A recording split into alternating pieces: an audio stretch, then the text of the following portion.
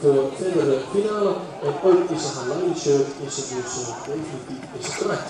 Hier komt die Isran Dalma. Hij heeft de start weer goed staan. En hij wordt er klaar. En dan weer uitsprong.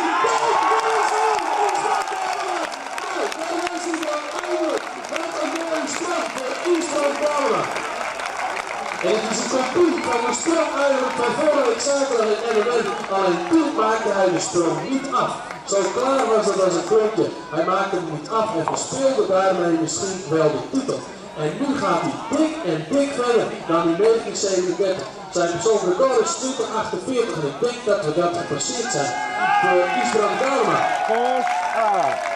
Wat komt er voor hem op het blad? Dat is de vraag. Komt er even 3 meter op. 2077! Applaus voor Isran Dalma.